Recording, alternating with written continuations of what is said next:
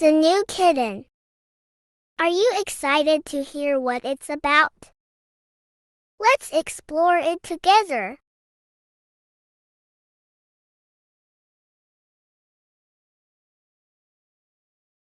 Catch!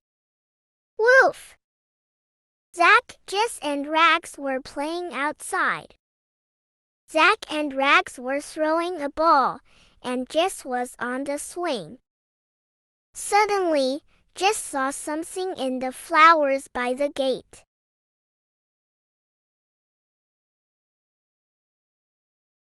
She got off the swing and went to look. Sitting by the gate was a little kitten. It looked very sad and thin. "You poor thing," cried Jess. "Poor thing." "Meow." Zack and Rags came across to see what she was looking at.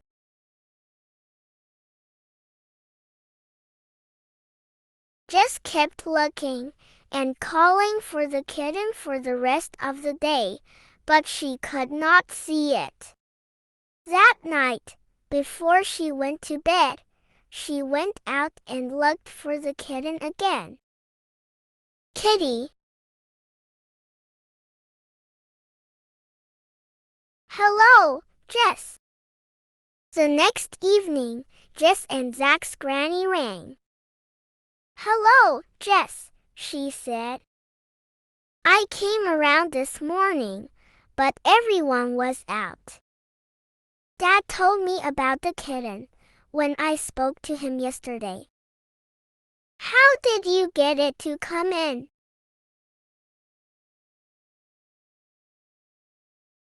"A kitten."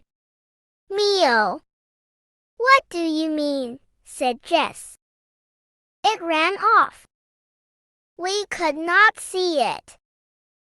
"Well," said Granny, "when I looked in your back door, there was a kitten sitting there, looking back at me."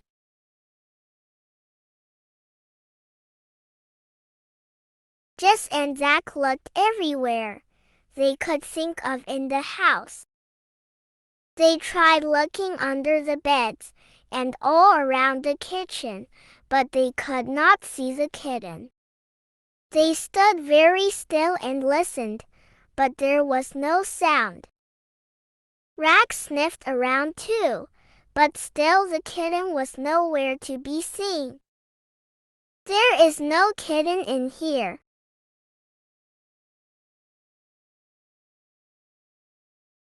The next evening, Granny and Gramps came for dinner.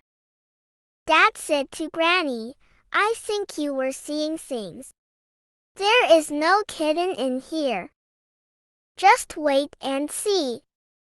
"I tell you, I saw a kitten sitting in the kitchen." "I did not make a mistake," said Granny firmly. "Just you wait and see."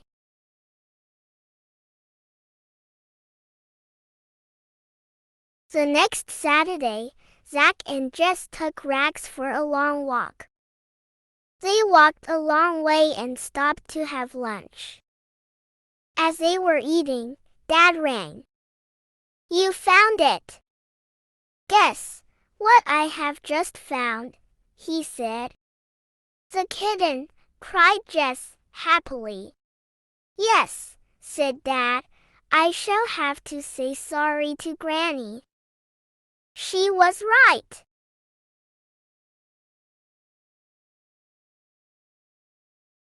"I will put him outside so he can go home," said Dad.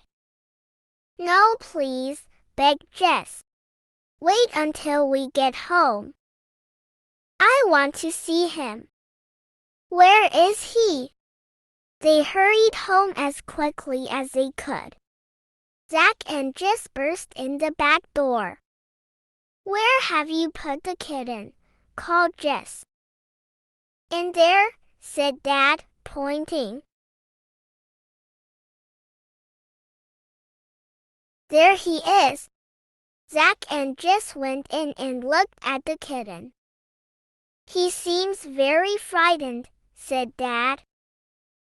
And very small and thin, added Zack. What if he does not have a home to go back to, said Jess.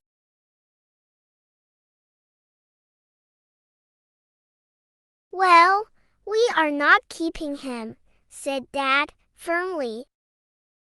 He can stay for now, but you had better start looking for his home tomorrow. Meow.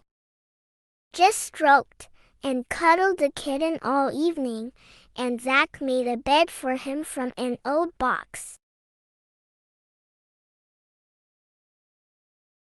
The next day, Zack, Jess and Dad went everywhere they could think of, but no one had lost a kitten.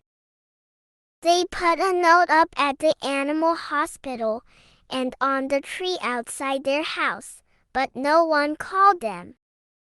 Look!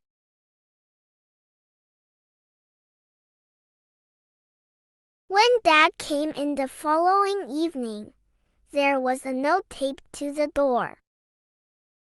Please can we keep him, he read.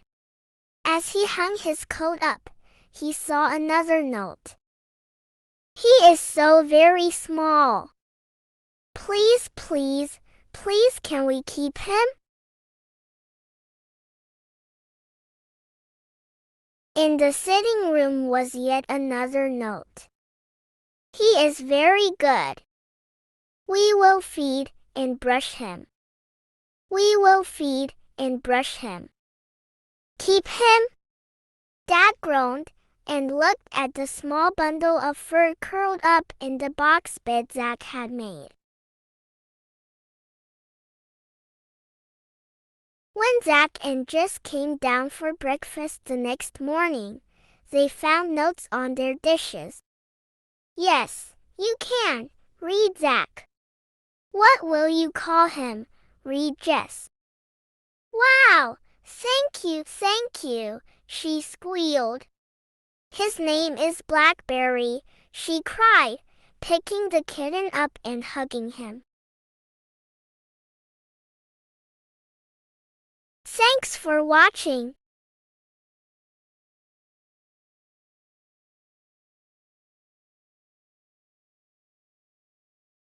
I hope you enjoyed our story today. If you did, please like this video, share it with your friends, and subscribe to Arcel Academy for more fun read-alouds.